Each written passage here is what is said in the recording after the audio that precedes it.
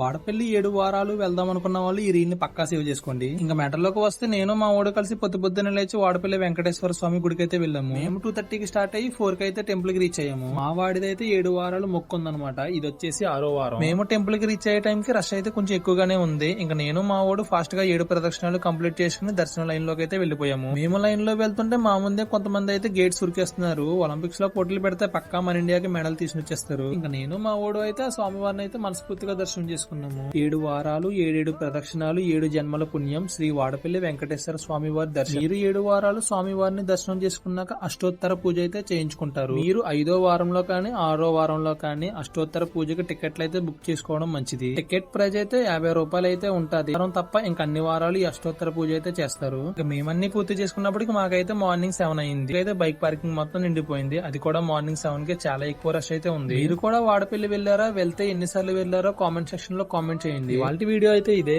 Like, follow and subscribe చేయడం మాత్రం మర్చిపోవద్దు. సరే, మరైతే ఉంటాను.